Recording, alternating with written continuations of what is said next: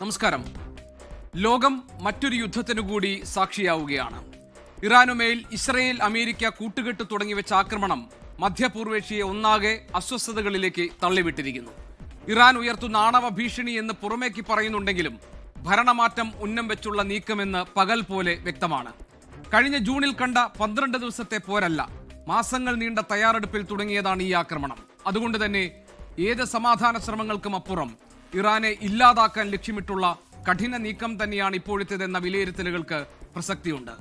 ഇരു രാജ്യങ്ങളിലുമായി കുടുങ്ങിക്കിടക്കുന്ന നമ്മുടെ സഹോദരി സഹോദരന്മാരെ കുറിച്ച് മാത്രമല്ല, മേഖലയൊന്നാകെ യുദ്ധത്തിന്റെ വരുംവരായികൾ അനുഭവിക്കേണ്ടി വരുന്നതിലെ ആശങ്ക രാജ്യം എന്ന നിലയിൽ ഇന്ത്യ.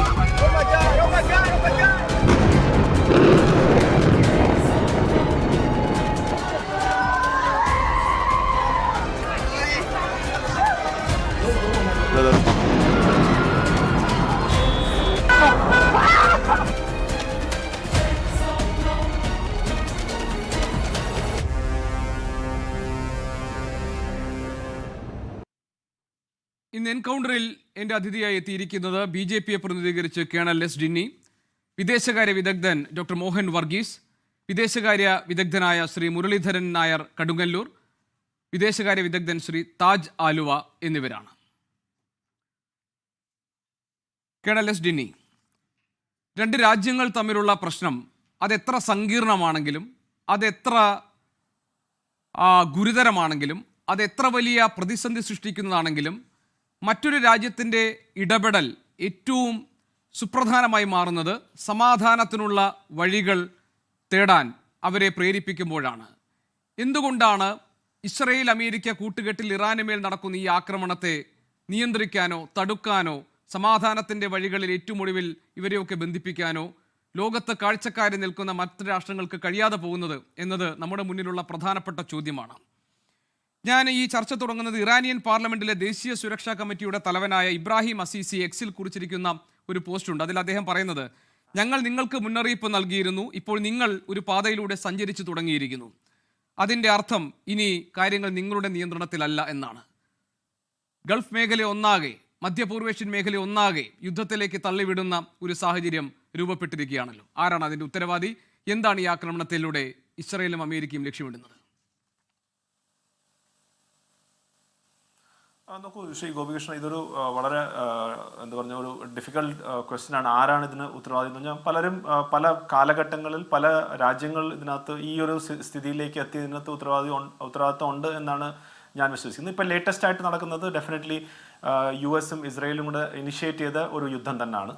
പ്രത്യേകിച്ച് ഒമാനിൻ്റെ ലീഡർഷിപ്പിൽ ഒരു ഡീൽ US-ഉം ഇറാനും തമ്മിൽ നടക്കുന്നു. JD Vance US vice president അതിൻ്റെ ഒരു ടോക്സുമായിട്ട് മുന്നോട്ട് പോകുന്നു.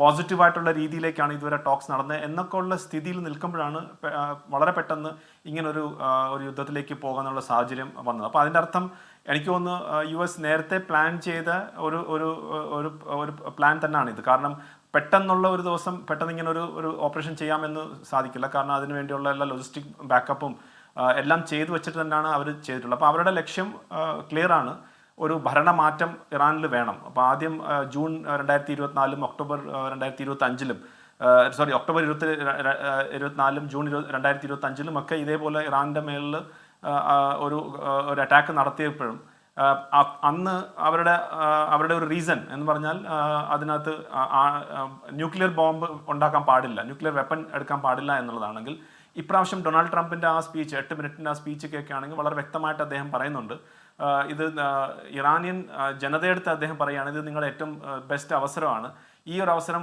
മുതലെടുത്തുകൊണ്ട് നിങ്ങളൊരു ഭരണമാറ്റത്തിലേക്ക് കൊണ്ടുവരണം എന്നുള്ള രീതി തന്നെയാണ്. അപ്പം ബാക്കി എത്രയൊക്കെ ന്യായീകരിച്ചാലും ഒരു ഭരണമാറ്റം തന്നെയാണ് US-ൻ്റെ ഒരു ലക്ഷ്യം. അതിലൂടെ അവിടെ സമാധാനം കിട്ടും എന്നുള്ള രീതിയിലാണ് അവരുടെ ഒരു പദ്ധതി. പക്ഷേ വിപരീതമായിട്ട് നേരത്തെ ഇറാൻ ഞാനൊരൊറ്റ കാര്യം അതിനിടയിൽ ചോദിച്ചിട്ട്, ഇപ്പോൾ ഇറാന്റെ ആണവ പദ്ധതി, അതുപോലെ തന്നെ താങ്കൾ സൂചിപ്പിച്ചതുപോലെ ഇറാന്റെ ബാലിസ്റ്റിക് മിസൈൽ വികസനം, ഈ വിഷയങ്ങളിലൊക്കെ അമേരിക്ക നേരത്തെ തന്നെ ഇതൊക്കെ നിയന്ത്രിക്കണമെന്ന് പറഞ്ഞിരുന്നു. ഇറാൻ പറഞ്ഞത് ഞങ്ങൾ ഉപരോധത്തിൽ നിന്ന് ആദ്യം മാറ്റൂ, അതിനുശേഷം നിയന്ത്രണങ്ങളെക്കുറിച്ച് സംസാരിക്കാമെന്നാണ്. അപ്പോൾ ഉപരോധം നേരിടുന്ന ഇറാൻ പോലൊരു രാഷ്ട്രം കടുത്ത പ്രതിസന്ധികളിലൂടെ കടന്നു പോകുന്ന സാഹചര്യമാണ്. ഒരു പരമാധികാര സ്വതന്ത്ര രാഷ്ട്രം എന്ന നിലയിൽ ഇറാന്റെ ശബ്ദം ഉയർത്താനുള്ള അവകാശമുണ്ട്. അവിടെ ഇത് താങ്കൾ നേരത്തെ സൂചിപ്പിച്ചതുപോലെ തന്നെ ഇതൊരു പ്രീ പ്ലാൻഡ് അറ്റാക്കാണ്, ഇതൊരു പ്രീ എംപ്റ്റീവ് അറ്റാക്ക്. അത് ഇസ്രായേലിൻ്റെ ശൈലിയാണ്, ഇസ്രായേലിൻ്റെ മുന്നിലുള്ള വഴി അതാണ്. കാരണം ഇസ്രായേൽ പറയുന്നത് അവർക്ക് കഴിയുന്ന രീതി അവിടെ നിന്ന് എതിരാളിയുടെ ആക്രമണം വരുന്നതിന് മുൻപേ അവരെ അങ്ങോട്ട് കയറി ആക്രമിക്കുന്നതാണ്. പക്ഷേ ഇതൊക്കെ നടക്കുന്നത് എപ്പോഴാണ്? സമാധാന ശ്രമങ്ങൾ നടക്കുമ്പോൾ. ഈ ആണവ പരീക്ഷണവുമായി ബന്ധപ്പെട്ട അമേരിക്കയുടെയും ഇസ്രായേലിൻ്റെയും ആവശ്യങ്ങൾ സംബന്ധിച്ച കാര്യങ്ങളിൽ ഒരു തീരുമാനം ഉണ്ടാകാൻ വേണ്ടിയുള്ള ചർച്ചകൾ പുരോഗമിക്കുന്നതിനിടെയാണ് മാസങ്ങൾ നീണ്ട തയ്യാറെടുപ്പോടുകൂടി താങ്കൾ ഇപ്പോൾ പറഞ്ഞതുപോലെ തന്നെ ഒരു ആക്രമണം തുടങ്ങി വെച്ചിരിക്കുന്നത്. എന്ന് പറഞ്ഞാൽ അവർക്ക് വളരെ കൃത്യമായ ലക്ഷ്യമുണ്ട്.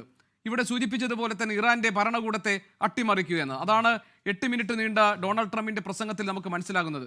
ഇറാന്റെ വളർച്ച, ഇറാന്റെ മുന്നോട്ട് പോക്ക് ഞങ്ങളുടെ യൂറോപ്പിലെ സൗഹൃദ രാഷ്ട്രങ്ങളെ ബാധിക്കും, അമേരിക്കയുടെ സൈനിക താവളങ്ങളെ ബാധിക്കും, നാളെ അത് അമേരിക്കയ്ക്ക് നേരെയുള്ള ഒന്നായി മാറും എന്നൊരു ന്യായം പറയുകയാണ് ഡൊണാൾഡ് ട്രംപ്, അല്ലേ? തീർച്ചയായിട്ടും അത് തന്നെയാണ് ഞാൻ പറഞ്ഞു വന്നത്. ഭരണമാറ്റം തന്നെയാണ് അവരുടെ ലക്ഷ്യം. US സംബന്ധിച്ചോളം ഇറാൻ എപ്പോഴും ഒരു വെല്ലുവിളി എന്നുള്ള നിലയിൽ, കാരണം ഇറാന്റെ ഭാഗത്തും ഇതേപോലെ തന്നെ പല സ്റ്റേറ്റ്മെന്റ്സും മുമ്പ് ഉണ്ടായിട്ടുണ്ട്. അതായത് US ഇല്ലാതാക്കും, ഇസ്രായേലിനെ ഇല്ലാതാക്കും എന്നൊക്കെ. അതുപോലെ തന്നെ നമ്മൾ മനസ്സിലാക്കണം, ഇറാന്റെ ഭാഗത്തു നിന്ന് തന്നെ അവരുടെ പ്രോക്സീസ് ആയിട്ട് ഹുത്തീസ്, ഹമാസ്, ഹെസ്ബുല്ല അങ്ങനെയൊക്കെയുള്ള നോൺ സ്റ്റേറ്റ് ആക്ടേഴ്സ് ഉപയോഗിച്ച് പല രീതിയിലുള്ള അറ്റാക്സും അവരും ചെയ്തിട്ടുണ്ട്. അപ്പോൾ ഈ രണ്ട് ഭാഗത്തും ഉള്ള കാര്യങ്ങളുണ്ട്. അപ്പോൾ ഇപ്പം എനിക്ക് തോന്നുന്നു ഡൊണാൾഡ് ട്രംപ് ഇതിനെ ഒരു ഓപ്പർച്യൂണിറ്റി ആക്കി എടുക്കുകയായിരുന്നു.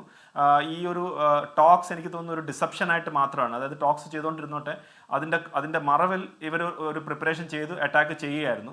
അതും മുൻകാലങ്ങളിൽ രാത്രിയായിരുന്നു ചെയ്തെങ്കിൽ, അല്ലെങ്കിൽ ഞങ്ങളല്ല ചെയ്തതെന്നൊക്കെ പറഞ്ഞു വരുന്നതിന് കുറച്ച് സമയമുണ്ടാകും. പക്ഷേ ഇപ്പം പകൽ തന്നെ അവരാണ് ചെയ്തത്. ആ അറ്റാക്കിൻ്റെ ഇപ്പം വരുന്ന റിപ്പോർട്ട് അനുസരിച്ച് നമുക്ക് നോക്കുകയാണെങ്കിൽ അതിൻ്റെ അറ്റാക്ക് 2 ടാർഗറ്റ്സ് ആയിരുന്നു പ്രൈമറിലി അവർ നോക്കിയത്. ഒന്ന് ലീഡർഷിപ്പിന്, ചില റിപ്പോർട്ട്സിൽ വരുന്നുണ്ട് ഖമേനി ഉൾപ്പെടെയുള്ള ചില ലീഡേഴ്സിൻ്റെ ഒരു കൃത്യമായിട്ടുള്ള ഇൻ്റലിജൻസ് കിട്ടിയതിൻ്റെ പേരിലാണ് അവിടെ അറ്റാക്ക് ചെയ്തത്. രണ്ടാമത് അവർ എയർ ഡിഫൻസ് സിസ്റ്റത്തിനെ മൊത്തം ഇല്ലാതാക്കാനുള്ളൊരു ശ്രമം. അതിൻ്റെ അർത്ഥം ഇനി വരും ദിവസങ്ങളിൽ ഇത് കണ്ടിന്യൂ ചെയ്യാൻ വേണ്ടിയാണ്. കാരണം എയർ ഡിഫൻസ് സിസ്റ്റം ഉണ്ടെങ്കിൽ എയർഫോഴ്സിനൊക്കെ പോയി അറ്റാക്ക് ചെയ്യാൻ അത്രയും പാടായിരിക്കും. പക്ഷേ ഇപ്പോൾ അവർ എയർ ഡിഫൻസിനെ ആദ്യം തന്നെ അവർ ഇല്ലാതാക്കി കഴിഞ്ഞാൽ പിന്നീട് കംപ്ലീറ്റ് എയർ ഡോമിനൻസിലേക്ക് മാറാനുള്ളൊരു സാധ്യതകളുണ്ട്. അപ്പം എനിക്ക് തോന്നുന്നു ലീഡർഷിപ്പിനെ ഇല്ലാതാക്കുക, കംപ്ലീറ്റ് എയർ ഡോമിനൻസ് കിട്ടുക എന്നുള്ള ലക്ഷ്യത്തിലേക്ക് തന്നെയാണ് പോകുന്നത്. പക്ഷേ അതുപോലെ തന്നെ ഇറാന്റെ ഭാഗത്ത് നിന്ന് നമ്മൾ ഒരു കാര്യം കൊണ്ട് ശ്രീ ഗോപികൃഷ്ണൻ, നമ്മൾ US പ്രിപ്പയർഡ് ആയിരുന്നു അല്ലെങ്കിൽ പ്രിപ്പയർ ചെയ്തുകൊണ്ടിരിക്കുന്നത് പോലെ തന്നെ ഇറാന്റെ ഭാഗത്തു നിന്നുള്ള റിയാക്ഷൻ, അത് കൗണ്ടർ അറ്റാക്ക് വളരെ പെട്ടെന്ന് തന്നെ വന്നു. അതായത് അവർക്കും എനിക്ക് തോന്നുന്നു അവരും ഒരു പരിധി വരെ എനിക്ക് തോന്നുന്നു അവരും എക്സ്പെക്ട് ചെയ്തിരുന്നു US ഇങ്ങനെ ചെയ്യും എന്നുള്ളത്. ഞാൻ ഇന്ത്യ ടുഡേയിൽ US ഫോറിൻ മിനിസ്റ്ററിന്റെ ഇന്റർവ്യൂ കാണുമായിരുന്നു. അദ്ദേഹം പറഞ്ഞു, അതായത് വി ആർ പ്രിപ്പയർഡ് എന്നുള്ളത്. അതായത് നമുക്ക് US വിശ്വസിക്കാൻ പറ്റില്ല, അവരും പ്രിപ്പയർഡ് ആണെന്ന്. അപ്പോൾ അതിൻ്റെ അർത്ഥം ലീഡർഷിപ്പ് മാറിയെങ്കിലും ഓൾറെഡി അവർക്ക് ഓർഡേഴ്സ് കൊടുത്തിട്ടുണ്ട് ഇങ്ങനെ അറ്റാക്ക് നടക്കുകയാണെങ്കിൽ എന്ത് ചെയ്യണമെന്നുള്ളത്.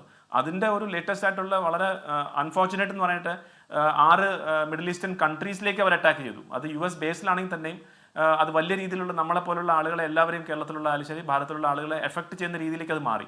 അത് ഒരു സർപ്രൈസിങ് ഫാക്ടർ ആയിരുന്നു. ഇറാൻ ഇത്രയും പെട്ടെന്ന് ഈ മിഡിൽ ഈസ്റ്റിലെ കൺട്രിയിലേക്ക്, ഇപ്പം UAE ശരി, അത് കുവൈറ്റിലായാലും ശരി, വളരെ സ്വാഭാവികമല്ലേ. ഇപ്പോൾ കഴിഞ്ഞ ജൂണിൽ ഇതുപോലൊരു സാഹചര്യം ഉണ്ടായപ്പോഴും ഇറാൻ ലക്ഷ്യമിട്ടത് അന്ന് ഖത്തറിലെ അമേരിക്കൻ സേനാ താവളത്തെ ആയിരുന്നു. സ്വാഭാവികമാണല്ലോ, ആ പ്രദേശത്തെ ഗൾഫ് മേഖലയിലുള്ള അമേരിക്കൻ സൈനിക താവളങ്ങൾ ലക്ഷ്യമിട്ടായിരിക്കും ഇറാന്റെ തിരിച്ചടി എന്നത് താങ്കൾ പറഞ്ഞതുപോലെ വെൽ കാൽക്കുലേറ്റഡ് ആണ്.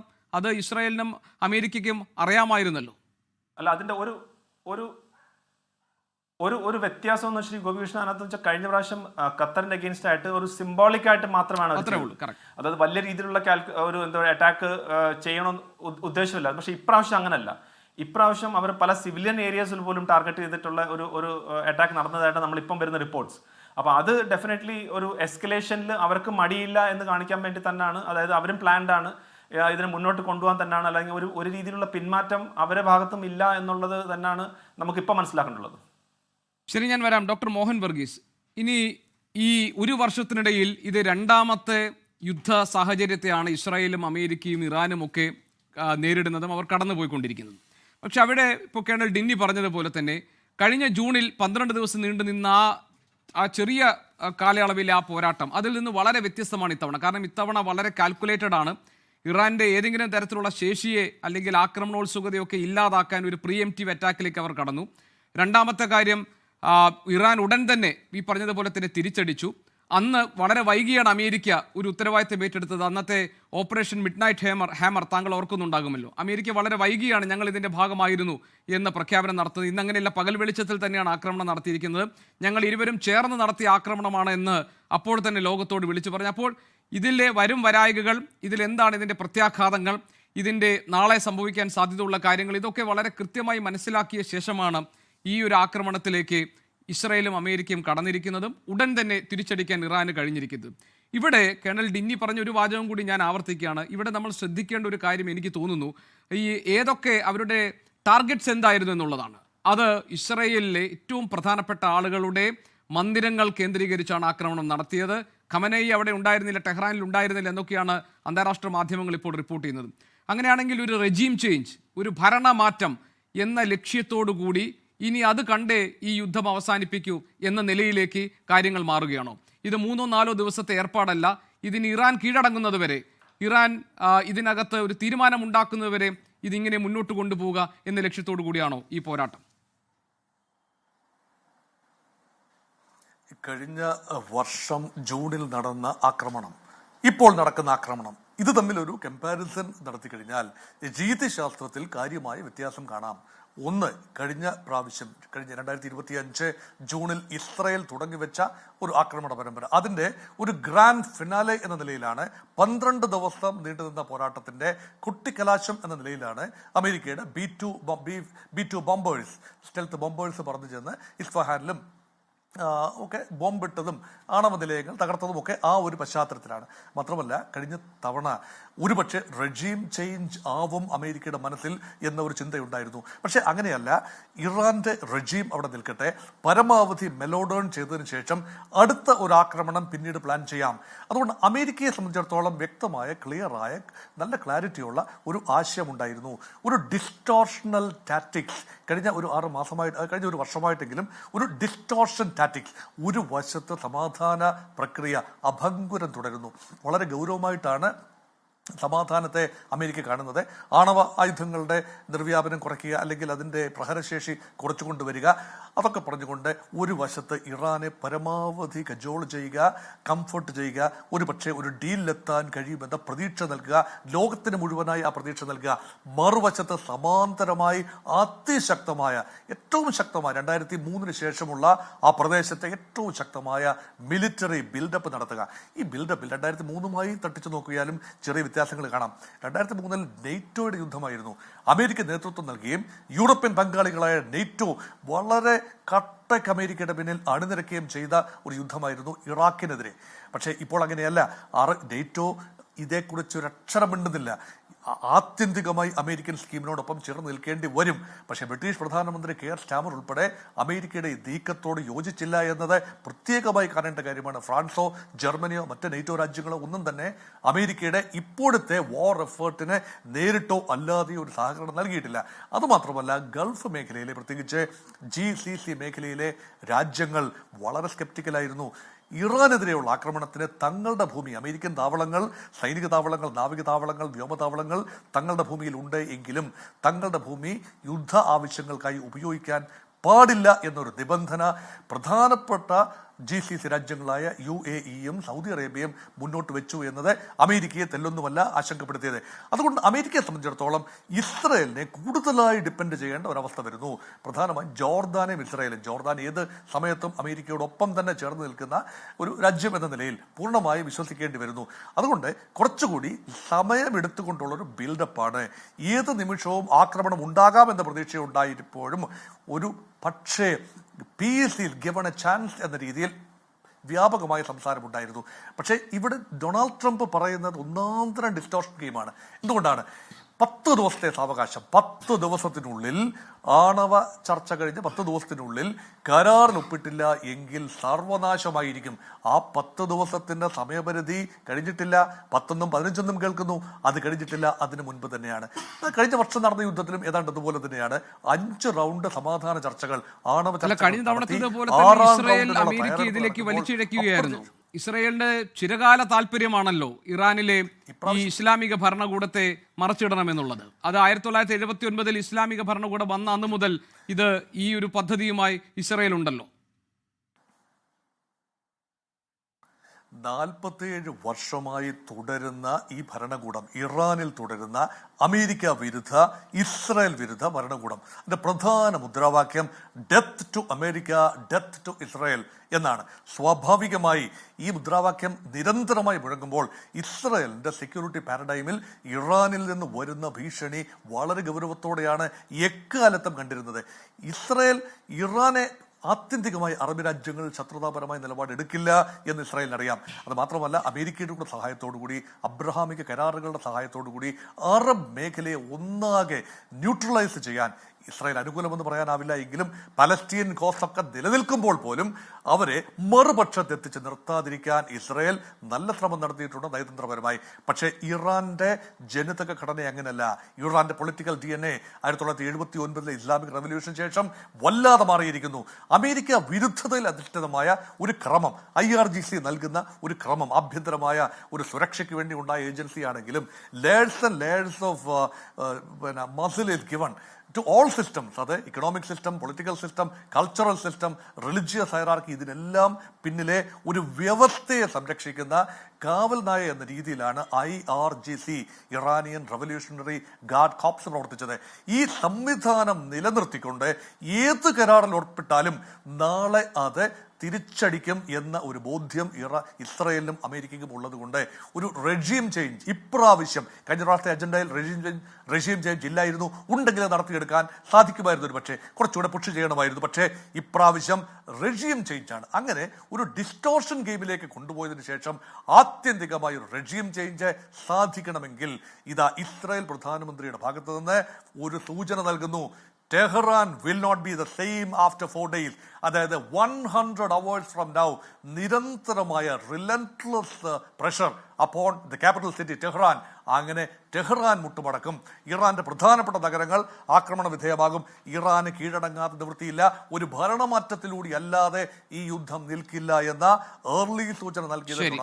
അതാണ്, അതിലേക്കാണോ കാര്യങ്ങൾ പോകുന്നതെന്നാണ്. ശ്രീ മുരളീധരൻ നായർ കടുങ്ങല്ലൂരുണ്ട് നമ്മളോടൊപ്പം ഈ ചർച്ചയിൽ പങ്കെടുക്കാൻ. അതോടൊപ്പം തന്നെ ശ്രീ താജ് അലുവയുമുണ്ട്. ആ രണ്ട് അതിഥികളിലേക്ക് പോകുന്നതിന് മുൻപ് പ്രേക്ഷകരോടൊരു കാര്യം, നമ്മളെ സംബന്ധിച്ച് ഈ രാജ്യത്ത് നിൽക്കുമ്പോൾ ഒരുപാട് ആശങ്കയുണ്ടാക്കുന്ന കാര്യങ്ങൾ നിലനിൽക്കുന്നുണ്ട്. നമുക്കറിയാം, ഇസ്രായേലിൽ ഏതാണ്ട് 1.5 ലക്ഷത്തോളം വരുന്ന ഇന്ത്യക്കാരുണ്ട്. ധാരാളം മലയാളികൾ അവിടുത്തെ സേവന മേഖലകളിലൊക്കെ പ്രവർത്തിക്കുന്നുണ്ട്. അതുപോലെ തന്നെ ഇറാനിൽ ഇന്ത്യക്കാരായിട്ടുള്ള വിദ്യാർത്ഥികളുണ്ട്. പലരോടും അവിടെ നിന്ന് ഒഴിഞ്ഞു പോകണമെന്ന് ആവശ്യപ്പെട്ടപ്പോഴും അവരുടെ പല മെഡിക്കൽ സ്റ്റുഡൻസ് ഒക്കെ ഉണ്ട്. അവർ പലരും പരീക്ഷ അടുത്തിരിക്കുന്ന സമയമായതുകൊണ്ട് തന്നെ പലരും ഒഴിഞ്ഞു പോകാൻ തയ്യാറായിട്ടില്ല. ഗൾഫ് മേഖലകളിൽ ഇറാന്റെ പ്രത്യാക്രമണം ഉണ്ടായിരിക്കുന്ന സാഹചര്യത്തിൽ അവിടെ നിൽക്കുന്ന ആളുകൾ സുരക്ഷിതരല്ലേ എന്ന് നമ്മുടെ നാട്ടിലുള്ള ആളുകൾ ആകാംക്ഷയോടുകൂടി തിരക്കുന്ന മണിക്കൂറുകൾ കൂടിയാണ്. എനിക്ക് പ്രേക്ഷകരോട് പറയാനുള്ളത്, അവിടെ നിന്നുള്ള തത്സമയ വിവരങ്ങൾ, ഏറ്റവും പുതിയ റിപ്പോർട്ടുകൾ, അതിൻ്റെ അപ്ഡേറ്റുകളൊക്കെ തന്നെ നമുക്ക് ഈ വരുന്ന നിമിഷങ്ങളിൽ കാണാം. അതിഥികൾ ഇതിലെ ഈ യുദ്ധത്തിൻ്റെ സാഹചര്യവും തുടർന്ന് എന്തായിരിക്കും ഇതിൻ്റെ ഭാവി എന്ന കാര്യങ്ങൾ വിലയിരുത്തുകയാണ് ഈ സംഭാഷണത്തിൽ. അധികം വൈകാതെ തന്നെ നമുക്ക് അതാത് ഇടങ്ങളിൽ നിന്നുള്ള ആളുകളുടെ പ്രതികരണങ്ങൾ എടുക്കാം. എല്ലാവരും ഇപ്പോൾ നിലവിലെ സാഹചര്യത്തിൽ നമുക്ക് കിട്ടുന്ന വിവരങ്ങളനുസരിച്ച് സുരക്ഷിതരായി നിൽക്കുന്നു. ഗൾഫ് മേഖലയിലെ രാജ്യങ്ങളൊക്കെ തന്നെ പൗരന്മാരെ സുരക്ഷിതരായി നിർത്താൻ വേണ്ടിയുള്ള ഒരുക്കങ്ങളിലേക്ക് കടന്നിട്ടുണ്ട്. വലിയ രീതിയിൽ ആശങ്കപ്പെടേണ്ട സാഹചര്യം ഉണ്ടായിട്ടില്ല എന്നത് ആശ്വാസകരമായി നമ്മുടെ മുന്നിൽ ഈ മണിക്കൂറിൽ നിൽക്കുന്നുണ്ട്. അതേസമയം അവിടെ നിന്നുള്ള തത്സമയ റിപ്പോർട്ടുകൾ നമുക്ക് ഈ വരുന്ന നിമിഷങ്ങളിൽ പരിശോധിക്കുകയും ചെയ്യാം. വിദേശകാര്യ വിദഗ്ധൻ, നയതന്ത്ര വിദഗ്ധൻ ശ്രീ മുരളീധരൻ നായർ കടുങ്ങല്ലൂരിലേക്കാണ് ഞാൻ പോകുന്നത്. മുരളീധരൻ നായർ സർ, ഇതിപ്പോൾ നേരത്തെ നമ്മൾ സൂചിപ്പിച്ച ജൂൺ മാസത്തിലുണ്ടായ 12 ദിവസത്തെ പോലെ ഒരു ഒറ്റപ്പെട്ട ആക്രമണമോ ഒരു പ്രാദേശിക മേഖലയിൽ മാത്രം നിൽക്കുന്ന ഒരു യുദ്ധമോ അല്ല. ഇത് പൂർവ്വദേശത്തെ ഒന്നാകെ ബാധിക്കുന്ന ഒരു വലിയ യുദ്ധമായി രൂപാന്തരപ്പെടുമോ എന്ന ആശങ്കയാണ് നമ്മുടെ മുന്നിലുള്ളത്. അതിനൊരു പ്രധാനപ്പെട്ട കാരണം, ഇറാൻ തിരിച്ചടിച്ചത് ഗൾഫ് മേഖലയെ ഒന്നാകെ വ്യാപിക്കുന്ന തരത്തിലാണ്.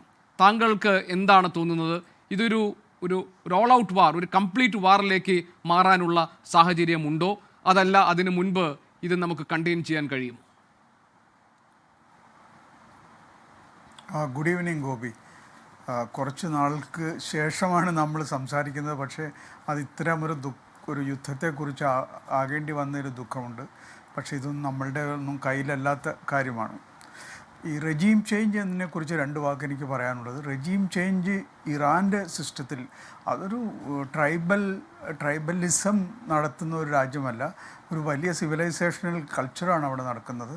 അപ്പോൾ അതുകൊണ്ട് ഖമേനി ഇത് പ്രതീക്ഷിച്ചിരുന്നതാണ്, അദ്ദേഹത്തിനെ വധിക്കാനായിട്ട് ശ്രമം ഉണ്ടാവുമെന്നും. അപ്പോൾ തന്നെ ആരായിരിക്കും തൻ്റെ പിന്തുടർച്ചക്കാർ എന്നുള്ളതിനെക്കുറിച്ച് വ്യക്തമായ ധാരണയുണ്ട്. അതെല്ലാം വെൽ ഡോക്യുമെൻറ്റഡ് ആണ്. അപ്പോൾ ഖമേനിയെ അല്ലെങ്കിൽ പെസസ്കിയാൻ അവർ പ്രസിഡൻറ്റിനെ ചെയ്തുകൊണ്ടൊന്നും അവിടെ ഭരണമാറ്റം ഉണ്ടാകും എന്നെനിക്ക് തോന്നുന്നില്ല. ഭരണമാറ്റത്തിന് അവിടെ ജനങ്ങൾ അവിടെ ഇറങ്ങി വരികയും ഒരു റവല്യൂഷൻ എല്ലാം നമ്മൾ കണ്ടതാണ്. കളർ റവല്യൂഷൻസ് അറബ് മേഖലയിൽ കണ്ടതാണ്. അതേപോലെ ഇറാനിൽ ജനങ്ങളുടെ ഒരു മുന്നേറ്റം ഉണ്ടായാൽ ഒരു പക്ഷേ അവിടെ ഭരണമാറ്റം സാധ്യമായേക്കാം. അല്ലെങ്കിൽ 1 or 2 ലെയർ ലീഡേഴ്സിനെ വധിച്ചത് കൊണ്ടൊന്നും അത്ര പെട്ടെന്ന് ഭരണമാറ്റം ഉണ്ടാകുന്ന ഒരു സെറ്റപ്പ് അല്ല ഇറാനിലുള്ളതെന്ന് നമുക്കെല്ലാവർക്കും അറിയാം. പിന്നീട് ഈ യുദ്ധത്തെക്കുറിച്ച് പറഞ്ഞാൽ ഇസ്രായേലിനെ സംബന്ധിച്ചിടത്തോളം അവർ നേരത്തെ സൂചിപ്പിച്ചതുപോലെ എന്നും ഇറാനെ ഭയന്നാണ് അവിടെ ജീവിക്കുന്നത്. കാരണം ഇറാൻ എപ്പോഴും പറയുന്നു ഇസ്രായേൽ എന്ന രാജ്യത്തെ ആ ഭൂപടത്തിൽ നിന്നും തുടച്ചു നീക്കണം, അല്ലെങ്കിൽ നേരത്തെ പറഞ്ഞതുപോലെ death to Israel, death to America എന്നല്ല, അവോയ്ഡ് ചെയ്യാമായിരുന്ന തരത്തിലുള്ള മുദ്രാവാക്യങ്ങൾ ആവശ്യമില്ലാതെ എപ്പോഴും വിളിച്ചുകൊണ്ടിരുന്നത് അവിടുത്തെ ഇസ്രായേലി സെക്യൂരിറ്റി സെറ്റപ്പിനെ തന്നെ അവർക്ക് ഇറാനെക്കുറിച്ചുള്ള ശരിയായ ധാരണ ഉണ്ടാക്കാൻ കഴിഞ്ഞിട്ടുണ്ട്.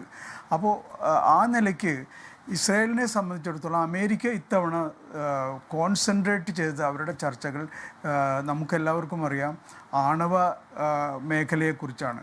അപ്പോൾ ഇസ്രായേലിൻ്റെ വരി ഇതായിരുന്നു, ആണവ മേഖലയെക്കുറിച്ച് ഒരു എഗ്രിമെൻറ്റിൽ വന്നാൽ ഇറാൻ അറിയാം ഒരുപക്ഷെ ഇത് സമ്മതിച്ചില്ലെങ്കിൽ ട്രംപ് ശക്തമായ രീതിയിൽ ഇടപെടലുകൾ നടത്തിയേക്കാം, യുദ്ധം പോലെയുള്ള കാര്യങ്ങളിൽ ഇടപെട്ടേക്കാം എന്നുള്ള രീതി കൊണ്ട് ഇസ്രായേൽ പേടിച്ചത്, നെതന്യാഹു പ്രത്യേകിച്ചും പേടിച്ചത് ഈ ആണവ എഗ്രിമെൻറ്റിൽ ഇറാൻ സമ്മതിച്ചു കഴിഞ്ഞാൽ ട്രംപ് ഒരു ഒപ്പിട്ടിട്ട് ഇസ്രായേലിനെയും ബാക്കി രാജ്യങ്ങളെയെല്ലാം വിട്ടുകളയുന്ന പോലെ വിട്ടുകളയുക എന്ന് പറഞ്ഞാൽ അങ്ങനെയല്ല, അവരുടെ ഡിമാൻഡുകളെ ഇതിനകത്ത് ഇൻകോർപ്പറേറ്റ് ചെയ്യാൻ ഒരുപക്ഷെ ശ്രദ്ധിക്കാതെ പോകുമോ എന്നുള്ള ഭയമായിരുന്നു. ഇറാൻ്റെ ഈ ആണവം മേഖലയെക്കുറിച്ചുള്ള ആ ഡിമാൻഡുകളേക്കാൾ കൂടുതലായിട്ടുള്ളത് അവർക്ക് മിസൈലുകളാണ്. കാരണം ഈ 2 രാജ്യങ്ങളും തമ്മിൽ 1500-1600 കിലോമീറ്ററുകൾ ദൂരമുണ്ട്. അപ്പോൾ ഒരു യുദ്ധം, ഒരു കാലാൾപ്പടയുടെ യുദ്ധം, ബോർഡറില്ല, കണ്ടിഗ്യൂറ്റി ഇല്ല. ആ നിലയ്ക്ക് മിസൈലുകൾ, അതാണ് ഇറാൻ്റെ സ്ട്രാറ്റജിയും. ഡ്രോണുകളും മിസൈലുകളും വികസിച്ചെടുക്കുന്നതിൽ വളരെയധികം മുന്നോട്ട് പോയിരുന്നു ഇറാൻ എന്നുള്ളതാണ് ഒരു സത്യം.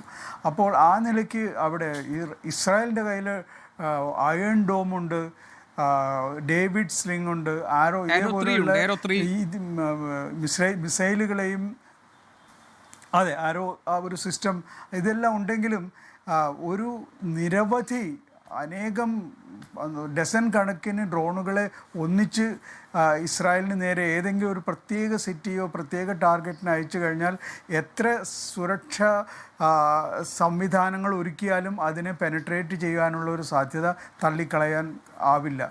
അതുകൊണ്ട് ഇസ്രായേലിൻ്റെ ഒരു നിർബന്ധമായിരുന്നു അവരുടെ ഇറാൻ്റെ missile setup, missile production centres, missile stock piles, missile ഉണ്ടാക്കാനുള്ള ഡെവലപ്മെൻറ്റ് നടത്തുന്ന ഇടങ്ങളിൽ ഇവിടെയെല്ലാം പൂർണ്ണമായിട്ട് തകർക്കണം എന്നുള്ളത്. അതിനെ ട്രംപ് ആദ്യം കാര്യമായി സപ്പോർട്ട് ചെയ്തിരുന്നില്ലെങ്കിലും പിന്നീട് ട്രംപ് സപ്പോർട്ട് ചെയ്തിട്ട് അതാണ് ഇറാൻ ഇത്തവണ അമേരിക്കയോട് ഒപ്പം. അവർ തമ്മിൽ ഈ ഒരു യുദ്ധത്തിൽ നേരത്തെ പറഞ്ഞ പോലെ ഇത് പെട്ടെന്ന് തീരുമാനിച്ചതല്ല. അവർക്ക് ഒരു ഡിവിഷൻ ഓഫ് ലേബർ ഉണ്ടായിരുന്നു, ആരെന്ത് ചെയ്യണം എന്നെല്ലാം വളരെ കൃത്യമായിട്ട്, അല്ലാതെ ഒരു സ്പോണ്ടേനിയസ് ആയിട്ടുള്ള റിയാക്ഷൻസ് അല്ല നടക്കുന്നത്. അപ്പോൾ തീർച്ചയായിട്ടും ഞാൻ മനസ്സിലാക്കുന്നത്, എൻ്റെ ഒരു ഒബ്സർവേഷനിൽ ഈ യുദ്ധം നേരത്തെ സൂചിപ്പിച്ചതുപോലെ ഒരു വലിയ രീതിയിൽ ഇറാൻ സറണ്ടർ ഒരിക്കലും ചെയ്യുകയില്ല. അഭിമാനികളാണ് ഇറാൻ നേതൃത്വം. അതുകൊണ്ട് അവർ ഒരിക്കലും ഒരു സറണ്ടർ ചെയ്യാത്ത ഒരു സാഹചര്യത്തിൽ അവരുടെ ആ നാട്ടിൽ ഭീകരമായ ഒരു അറ്റാക്കായിരിക്കും. കാരണം അവരുടെ ആണവ നിലയങ്ങൾ അവിടെയെല്ലാം ഇപ്പോഴും അറ്റാക്ക് ചെയ്തു. പക്ഷേ ഇനി B-2 ബോംബറെല്ലാം വീണ്ടും ബങ്കർ ബസ്റ്റർ ബോംബുകളെല്ലാം വന്നേക്കാം. നമുക്ക് കാത്തിരുന്ന് കാണാൻ. പക്ഷേ മുരളീധരൻ സാർ, നമുക്കറിയാം ഇറാനെ സംബന്ധിച്ച് ഇറാന്റെ എല്ലാ വിധത്തിലുള്ള ഈ സൈനിക സംവിധാനങ്ങളും ആണവ കേന്ദ്രങ്ങളും ഒക്കെ ഭൂഗർഭ അറകളിലാണ്. അത് പലതും പർവ്വതങ്ങൾ തുരന്നുള്ള പ്രധാനപ്പെട്ട ഇടങ്ങളിലാണ് അത് സുരക്ഷിതമായി വെച്ചിരിക്കുന്നത്. വലിയ ആക്രമണശേഷിയുള്ള അല്ലെങ്കിൽ വലിയ പ്രഹരശേഷിയുള്ള ബോംബുകളെ പോലും അതിജീവിക്കാൻ പാകത്തിലാണ് ഇതൊക്കെ തയ്യാറാക്കി വെച്ചിരിക്കുന്നത് എന്നാണ് നമ്മൾ മനസ്സിലാക്കിയിട്ടുള്ളത്, അല്ലേ? തീർച്ചയായിട്ടും അതാണ് ഞാൻ നേരത്തെ സൂചിപ്പിച്ചത്. B-2 ബോംബർ വന്നിട്ട് ബങ്കർ ബസ്റ്റ് ഒരു 50 മീറ്റർ വരെ പോകാവുന്ന തരത്തിലുള്ളത്. അത് കഴിഞ്ഞ തവണ ചെയ്യെങ്കിലും അത് പൂർണ്ണമായിട്ട് ഞാൻ ഇറാൻ്റെ ആണവ നിലയങ്ങളെല്ലാം തകർത്തു എന്ന് ട്രംപ് അവകാശപ്പെട്ടെങ്കിലും അതിന് അദ്ദേഹം വിജയിച്ചില്ല എന്നുള്ളത് നമുക്കെല്ലാവർക്കും അറിയാം. ഒരു പക്ഷേ അത് ഇത്തവണ അദ്ദേഹത്തിൻ്റെ അജണ്ടയിൽ തീർച്ചയായിട്ടും ഏറ്റവും മുൻപന്തിയിലുണ്ടാകും. പിന്നെ ഇറാനെ സംബന്ധിച്ചിടത്തോളം അവർക്ക് മൊബൈൽ ലോഞ്ചേഴ്സിൻ്റെ കപ്പാസിറ്റി കുറവായിരുന്നു. കഴിഞ്ഞ 8 മാസം മുതൽ നടന്ന യുദ്ധത്തിൽ നിന്ന് അതാണ് ഇറാൻ പഠിച്ചത്. അപ്പോൾ അതെല്ലാം ഡെവലപ്പ് ചെയ്തുകൊണ്ടിരിക്കുകയാണ്.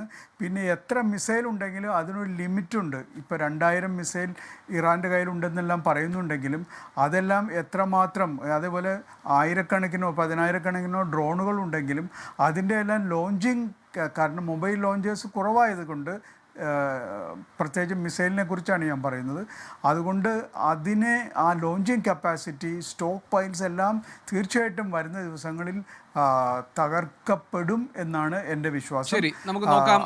ഞാൻ താങ്കളിലേക്ക് തിരിച്ചു വരാം. തിരിച്ചും അമേരിക്കയുടെ ശ്രീ താജ് ആലുവ, ഇപ്പോൾ ഒരു സമ്പൂർണ്ണ യുദ്ധത്തിലേക്ക് മാറുന്ന സാഹചര്യമാണ് മുന്നിലുള്ളതെങ്കിൽ ഇറാനെ സംബന്ധിച്ച് ഇറാൻ ലോകത്തിലെ തന്നെ 17ാമത്തെ ഏറ്റവും വലിയ രാജ്യമാണ്. ഭൂപ്രകൃതി സവിശേഷതയുള്ളതാണ്. ഈ സൈനിക ആണവ കേന്ദ്രങ്ങളൊക്കെ തന്നെ ഭൂഗർഭ അറകളിലാണ്. മിസൈൽ സിറ്റീസ് എന്ന് പറയുന്ന ഭൂഗർഭ അറകളിലാണ് ഈ മിസൈലുകൾ സൂക്ഷിച്ചിരിക്കുന്നത്. മിസൈൽ കരുത്തിൻ്റെ കാര്യത്തിൽ ഇറാൻ മിഡിൽ ഈസ്റ്റിൽ ഏറ്റവും ശക്തമായ രാജ്യമാണ്. ഏതാണ്ട് 2000 കിലോമീറ്ററിലധികം ദൂരപരിധിയിലുള്ള മിസൈലുകൾ സ്വാഭാവികമായും ഇസ്രായേലിൽ ഏത് നഗരങ്ങളെയും ടാർഗറ്റ് ചെയ്യാൻ കരുത്തുള്ളവയാണ്. ഇതൊക്കെയാണ് എന്ന് പറയുമ്പോഴും ഇസ്രായേലും അമേരിക്കയും സംയുക്തമായി നടത്തുന്ന ഈ ആക്രമണത്തിൽ അവർ ലക്ഷ്യമിടുന്നത് ഇറാൻ്റെ പൂർണ്ണ പരാജയമാണ്. ഒരു റെജീം ചേഞ്ച് ആണെങ്കിൽ അതിലേക്ക് കാര്യങ്ങൾ എത്തുവാൻ ഉള്ള സാധ്യതകളുണ്ടോ? പ്രത്യേകിച്ച് ഇറാൻ്റെ സൈനിക ശക്തിയെക്കുറിച്ചൊക്കെ നന്നായി അറിയാവുന്ന ഈ രാഷ്ട്രങ്ങൾ എല്ലാവിധ ഒരുക്കങ്ങളോടുകൂടി നടത്തുന്ന ആക്രമണമാണല്ലോ ഇത്. എന്തായിരിക്കും ഈ യുദ്ധത്തിനി സംഭവിക്കാൻ പോകുന്നത്? ഇറാൻ ആരുടെ മുന്നിലും തലകുനിച്ചിട്ടില്ലാത്ത നിലപാടുകളിൽ ഉറച്ചു നിൽക്കുന്ന, അതേസമയം തന്നെ അവിടുത്തെ ഭരണകൂടത്തിനെതിരെ ജനങ്ങൾ തന്നെ തെരുവിലിറങ്ങി പ്രതിഷേധിക്കുകയും പ്രക്ഷോഭകാരികളെ കൂട്ടക്കൊല ചെയ്തു എന്ന നില ഉള്ള ഒരു ഘട്ടത്തിലാണ് ഈ ആക്രമണം ഉണ്ടാകുന്നത്. എന്തായിരിക്കും ഇറാൻ്റെ ഭാവി? ഏതെങ്കിലും തരത്തിലുള്ള സമാധാന നീക്കങ്ങൾ വിജയം കാണാനുള്ള സാഹചര്യവും സാധ്യതയും ഇപ്പോൾ മുന്നിലുണ്ടോ? ഗോപികൃഷ്ണൻ, ഇതിനകത്ത് നമ്മൾ പരിഗണിക്കുന്ന ഏറ്റവും പ്രധാനപ്പെട്ട ഒരു സംഗതി, ഈ യുദ്ധം വാസ്തവത്തിൽ ഇറാന്റെ മേൽ അടിച്ചേൽപ്പിക്കുന്ന ഒരു യുദ്ധമാണ്. നമുക്ക് എല്ലാവർക്കും, ഇവിടുത്തെ എല്ലാ പാനലിസ്റ്റുകളും യോജിക്കുന്ന ഒരു സംഗതിയാണത്. അതായത് അമേരിക്കക്ക് ഏകപക്ഷീയമായി പ്രസിഡന്റ് ട്രംപ് തന്നെ ഇപ്പൊ ഈ ഏറ്റവും വളരെ കാര്യമാത്ര പ്രസക്തമായ ഒരു വിലയിരുത്തൽ അതിനെക്കുറിച്ച് വന്നത്, ട്രംപിന് പോലും ആവശ്യമില്ലാത്തൊരു യുദ്ധത്തിലേക്ക് ഇസ്രായേൽ ട്രംപിനെ വലിച്ചിഴച്ച ഒരു യുദ്ധമാണ് ഇത് എന്നതാണ് ഏറ്റവും പ്രധാനപ്പെട്ട ഒരു സംഗതി. എന്ന് പറഞ്ഞാൽ അതിന്റെ അർത്ഥം, ഇതിന്റെ ഏറ്റവും വളരെ വ്യക്തമായ ഒരു ലക്ഷ്യം, ഇസ്രായേലിന്റെ ഒരു ഗ്രേറ്റർ ഇസ്രായേൽ എന്ന് പറയുന്ന പ്രൊജക്ടിന് ഒരു ത്രെട്ടായി നിൽക്കുന്നത് ഇറാൻ ആണ് ഇപ്പോഴത്തെ സാഹചര്യത്തിൽ. പ്രത്യേകിച്ച് മേഖലയിൽ ആകെപ്പാടെ ഒരു ത്രെട്ടായിട്ട് ഇസ്രായേൽ കാണുന്നത് ഇറാനെയാണ്. അതുകൊണ്ട് തന്നെ ഇറാനെ പരിപൂർണമായും അവിടുത്തെ ഭരണകൂടത്തെ മാറ്റി അത് ഇസ്രായേലി അനുകൂലമായിട്ടുള്ള, അതായത് 1979 മുമ്പത്തെ പഹ്ലവി ഭരണകൂടത്തിന്റെ അതേപോലെ നോക്കൂ, നമ്മൾ 1979 മുമ്പ് ഇറാൻ ഇസ്രായേലിന്റെ ഏറ്റവും പ്രധാനപ്പെട്ട ഒരു പങ്കാളിയായിരുന്നു. ഇസ്രായേലിന്റെ ഏറ്റവും കൂടുതൽ പ്രതിരോധ സഹകരണം ഈ മേഖലയിൽ ഉണ്ടായിരുന്ന ഏക രാജ്യം അന്ന് ഇറാനായിരുന്നു. പക്ഷെ അതിനുശേഷം ഇസ്ലാമിക് റവല്യൂഷന് ശേഷം കാര്യങ്ങൾ മാറി മറിഞ്ഞപ്പോ അമേരിക്കയും ഇസ്രായേലും ഇറാനെതിരെ അതിശക്തമായിട്ടുള്ള എതിർപ്പുമായി വന്നു. ശരിയാണ്, ഇവിടെ നേരത്തെ സൂചിപ്പിക്കപ്പെട്ടതുപോലെ death to America, death to Israel എന്ന് ഇറാൻ വിളിച്ചിട്ടുണ്ട്. അതിന്റെ ഒരു അടിസ്ഥാനപരമായ കാരണം എന്ന് പറയുന്നത്, ഈ രാജ്യങ്ങൾ അവരുടെ സങ്കുചിത താല്പര്യങ്ങൾക്ക്, അവരുടെ ഒരു എക്സ്പാൻഷനിസ്റ്റ് പോളിസിക്ക് ഇറാൻ അനുകൂലമായി നിൽക്കുന്നില്ല എന്ന് കണ്ടപ്പോ ഇറാനോട് സ്വീകരിച്ച അതിശക്തമായ ഒരു ശത്രുതാ മനോഭാവമാണ് വാസ്തവത്തിൽ ഇറാനെ ആ നിലയിലേക്ക് എത്തിച്ചത്. നോക്കൂ, 1953 ജനാധിപത്യപരമായി തെരഞ്ഞെടുക്കപ്പെട്ട മുഹമ്മദ് മുസദ്ദിഖ് എന്ന് പറയുന്ന ഇറാൻ പ്രധാനമന്ത്രിയെ അട്ടിമറിച്ചുകൊണ്ടാണ് ഒരു തനി ഏകാധിപതിയായിട്ടുള്ള, ഒരു സ്വേച്ഛാധിപതിയായിട്ടുള്ള റിസ ഷാ പഹ്ലവിയെ അമേരിക്ക അവിടെ സ്ഥാപിക്കുന്നത്. എന്നിട്ട് എന്താണ് ചെയ്തത്? പഹ്ലവി അതിന്റെ കാരണം എന്താണെന്ന് ചോദിച്ചാൽ ഇറാന്റെ എണ്ണ ഖനനവും അതിന്റെ വ്യാപാരവും ഒക്കെ നാഷണലൈസ് ചെയ്തു. അതിൽ അമേരിക്കൻ കമ്പനികൾക്ക് പങ്കാളിത്തം കൊടുത്തില്ല എന്ന ഒരൊറ്റ കാരണം പറഞ്ഞുകൊണ്ടാണ് പഹ്ലവിയെ അവിടെ അമേരിക്ക കുടിയിരുത്തുന്നത്. ആ പഹ്ലവിക്കെതിരെ ഉണ്ടായ ജനരോഷമാണ് വാസ്തവത്തിൽ ഇറാനിലെ വിപ്ലവത്തിലേക്ക് നയിച്ചത്. എന്ന് പറഞ്ഞാൽ അതിശക്തമായ ജനപിന്തുണയുടെ അടിസ്ഥാനത്തിൽ നടന്ന ഒരു വിപ്ലവത്തിലാണ് അവിടെ ആയത്തുള്ള അലി ഖുമൈനി, ആദ്യം അലി ഖുമൈനിയുടെ നേതൃത്വത്തിൽ, പിന്നീട് 89-ൽ അലി ഖാംനെയും ഭരണം ഏറ്റെടുക്കുന്നത്. അപ്പൊ ഈ ഒരു ഭരണകൂടത്തിന്റെ ഏറ്റവും പ്രധാനപ്പെട്ട നയം അമേരിക്കയോടുള്ള എതിർപ്പ് തന്നെ ആയിരിക്കും. കാരണം എന്താന്ന് വെച്ചാൽ അമേരിക്കയാണ് അവിടുത്തെ ജനാധിപത്യത്തെ കൊല ചെയ്തത്. അവിടുത്തെ ഈ എണ്ണ വിപണിയെ അല്ലെങ്കിൽ എണ്ണ സമ്പത്തിനെ കൊള്ളയടിക്കാനുള്ള അമേരിക്കയുടെ ശ്രമത്തെ എതിർത്ത ഭരണകൂടം എന്നുള്ള നിലക്ക് തന്നെ ആ ഒരു പോളിസിയിലാണ് അമേരിക്ക ഇതുവരെ നീങ്ങിക്കൊണ്ടിരിക്കുന്നത്. എന്ന് മാത്രമല്ല, ഇസ്രായേലിനെ സംബന്ധിച്ചിടത്തോളം ഒരു ഗ്രേറ്റർ ഇസ്രായേൽ എന്ന് പറയുന്ന ഒരു പ്രൊജക്ട് അവിടെയുണ്ട്. അത് from river to the sea എന്ന് പറയുന്ന ഒരു വലിയ പ്രൊജക്ട്. ആ പ്രൊജക്റ്റിൽ മിഡിൽ ഈസ്റ്റിലെ പല രാജ്യങ്ങളെയും ഇപ്പൊ ഈ അടുത്ത് തന്നെ അമേരിക്കയുടെ ഇസ്രായേൽ അംബാസഡർ അത് പറഞ്ഞു കഴിഞ്ഞു. ഏത് പ്രദേശത്തെയും തങ്ങൾക്ക് കീഴടക്കാനുള്ള ഇസ്രായേലിന്റെ സ്വാതന്ത്ര്യത്തെ താൻ മാനിക്കുന്നു, അല്ലെങ്കിൽ അതിന് ഇസ്രായേലിന് അവകാശമുണ്ട്, ഇസ്രായേലിന്റെ ഒരു പ്രോമിസ്ഡ് ലാൻഡ് ആണ് അത് എന്ന അർത്ഥത്തിലൊക്കെ. അപ്പോ വാസ്തവത്തിൽ ഇവിടെ ഏറ്റവും കൂടുതൽ ഒരു എക്സ്പാൻഷനിസ്റ്റ് പോളിസിയും അതുപോലെ തന്നെ ഒരു എതിർപ്പ്, കൃത്യമായി ശത്രുതാ മനോഭാവം പുലർത്തുന്നത് ഇസ്രായേലും അമേരിക്കയും തന്നെയാണ്. അതിന്റെ അർത്ഥം ഇറാനിലെല്ലാം ഭംഗിയാണ്, ഇറാന്റെ ഭരണകൂടം ചെയ്തതൊക്കെ നല്ലതാണ് എന്ന അർത്ഥത്തിലല്ല ഞാൻ പറയുന്നത്. മറിച്ച് അവിടുത്തെ ഭരണകൂടം ചെയ്യുന്ന പലതരത്തിലുള്ള അധിക പ്രവൃത്തികളുണ്ട്. ഇപ്പൊ ഉദാഹരണത്തിന് അവർ സിറിയയിൽ നടത്തിയ ബഷാർ അൽ അസദിന് എതിരെ ഉണ്ടായ ജനകീയ പ്രക്ഷോഭത്തിനെ അടിച്ചമർത്തുന്നതിന് റഷ്യയുമായി ചേർന്നുകൊണ്ട് നടത്തിയ പ്രവർത്തനങ്ങൾ, അതുപോലെ തന്നെ ലെബനാനിൽ അവർ നടത്തുന്ന ഇടപെടലുകൾ, യമനിലെ ഇടപെടലുകൾ. അതാണല്ലോ മറ്റൊരു പ്രധാനപ്പെട്ട കാര്യം. ഇപ്പോൾ യമനിൽ ഹൂതികളെ കൊണ്ട്, ലെബനനിൽ ഹിസ്ബുള്ളയെ കൊണ്ട്, ഗസയിൽ ഹമാസിനെ കൊണ്ടൊക്കെ ഈ പ്രവൃത്തികൾ ചെയ്യിക്കുന്നതും അതിനുവേണ്ടിയുള്ള പ്രേരണ നൽകുന്നതും അതിനുവേണ്ടിയുള്ള സാമ്പത്തിക സഹായം നൽകുന്നതും എന്നതടക്കമുള്ള ആരോപണങ്ങൾ ഇറാന് മേലുണ്ടല്ലോ. അതെ, അത് നോക്കൂ, നമ്മൾ ഓരോ രാജ്യത്തെയും പ്രശ്നങ്ങൾക്ക് ആ രാജ്യത്തിൻ്റെതായ സ്വാഭാവികമായിട്ടുള്ള അല്ലെങ്കിൽ അവരുടെ പ്രകൃതിപരമായിട്ടുള്ള ചില ആവശ്യങ്ങളുണ്ട്. ഇപ്പൊ ഉദാഹരണത്തിന് നോക്കൂ, ഫലസ്തീനിൽ നടക്കുന്നത്, ഹമാസ് നടത്തുന്നത് ഒരു സ്വാതന്ത്ര്യ പോരാട്ടമാണ് അവരുടെ ഭാഷയിൽ. എന്ന് പറഞ്ഞാൽ തങ്ങളുടെ ഭൂമി കീഴടക്കിയ ഒരു രാജ്യത്തിന്റെ ഒരു ശത്രുവിന്റെ നേരെ, അല്ലെങ്കിൽ തങ്ങളുടെ ഭൂമിയും സ്വത്തുവകകളും കീഴടക്കിയ ഒരു അധിനിവേശ ശക്തിക്കെതിരെ അവർ നടത്തുന്ന പോരാട്ടമാണ്. അതാണ് ഹമാസിന്റെ ആ പേരിന്റെ അർത്ഥം തന്നെ നോക്കൂ, അതൊരു പ്രതിരോധ പ്രസ്ഥാനമാണ് എന്നതാണ്. അപ്പോ സ്വാഭാവികമായിട്ടും അത്തരം സ്വാതന്ത്ര്യ പോരാട്ടങ്ങളെ പിന്തുണച്ച ചരിത്രം ലോകത്തെ എല്ലാ ശക്തികൾക്കും ഉണ്ട്. ഈ 19-18 നൂറ്റാണ്ടുകളിൽ നടന്ന കൊളോണിയൽ അധിനിവേശങ്ങളുടെ ചരിത്രം നമ്മൾ എടുത്തു നോക്കിയാൽ ആ കൊളോണിയൽ അധിനിവേശങ്ങളെയൊക്കെ പ്രതിരോധിക്കാൻ ധാരാളമായിട്ട് തദ്ദേശീയമായിട്ടുള്ള പ്രതിരോധ പ്രസ്ഥാനങ്ങൾ നിലവിൽ വന്നിട്ടുണ്ട്. അപ്പൊ അത്തരം ന്യായങ്ങളെ വാസ്തവത്തിൽ ഇസ്രായേലും അമേരിക്കയും ഉപയോഗിക്കുന്നു എന്ന് വേണം കരുതാം. ഇപ്പൊ നോക്കൂ, ഇപ്പൊ തന്നെ ഇറാനിൽ നടന്ന പ്രതിഷേധ പ്രകടനങ്ങൾ, ആ പ്രതിഷേധ പ്രകടനങ്ങളെ ഇത്രമാത്രം അക്രമാസക്തമാക്കിയതിന് പിന്നിൽ അമേരിക്കക്ക് കൈയുണ്ട്. എന്ന് പറഞ്ഞാൽ മൊസാദ് പ്രത്യേകമായി വളരെ പച്ചയായി പ്രഖ്യാപിക്കുകയാണ്, നിങ്ങളോടൊപ്പം ഞങ്ങളുണ്ട്.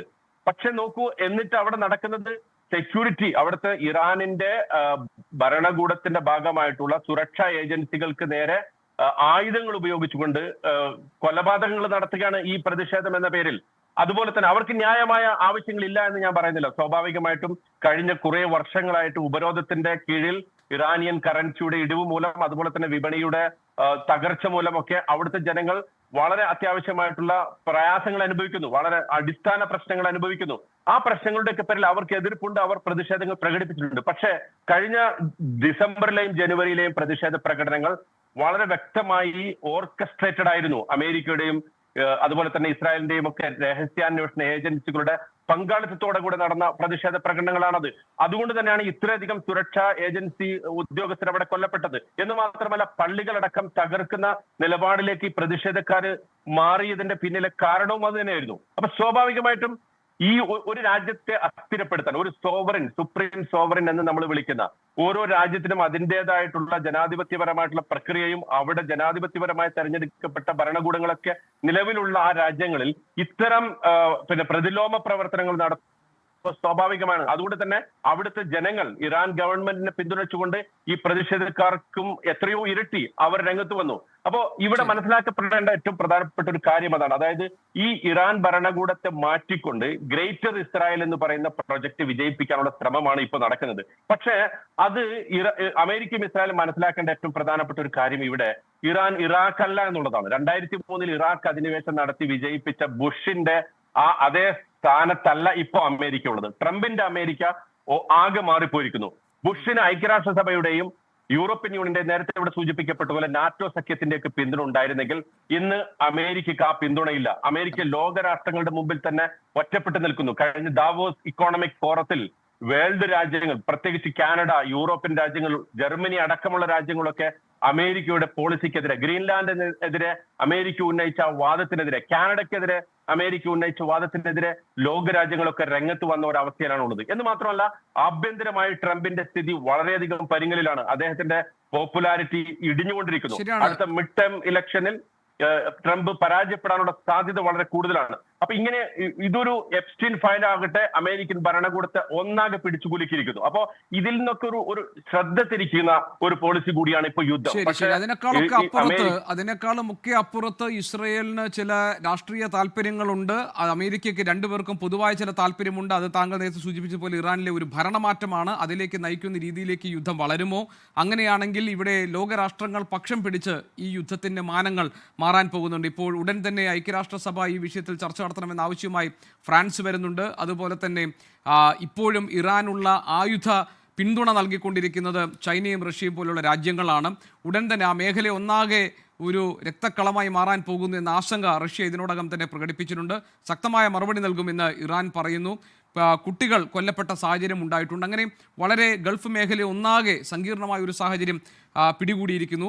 അതിനിടയിൽ ഇപ്പോൾ വരുന്നൊരു വിവരമാണ്, ഇസ്രായേലിലെ ഇന്ത്യൻ പൗരന്മാർ ജാഗ്രത പാലിക്കാൻ ടെൽ-അവീവിലെ ഇന്ത്യൻ എംബസി നിർദ്ദേശം നൽകിയിരിക്കുന്നു. അനാവശ്യ യാത്ര ഒഴിവാക്കാനും സുരക്ഷിതമായ പ്രദേശത്ത് തുടരാനും അധികൃതർ നിർദ്ദേശം നൽകിയിട്ടുണ്ട്. പല വിമാന സർവീസുകൾ പലതും റദ്ദാക്കപ്പെട്ടിട്ടുണ്ട്.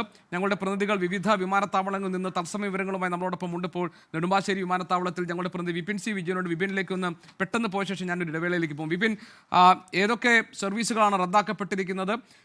അവിടെ ആരൊക്കെ യാത്രക്കാർ വന്ന് കുടുങ്ങിക്കിടക്കുന്ന സാഹചര്യമുണ്ടോ? പലയിടങ്ങളിൽ വിമാന സർവീസുകൾ റദ്ദാക്കിയിട്ടുണ്ട്. ഗൾഫ് മേഖലകളിലേക്കുള്ള വിമാനങ്ങൾ തൽക്കാലം നിർത്തിവെച്ചിരിക്കുന്നു എന്ന വിവരങ്ങൾ നേരത്തെ വന്നിരുന്നു. അതിന്റെ വിശദാംശങ്ങൾ നമുക്ക് പരിശോധിക്കാം.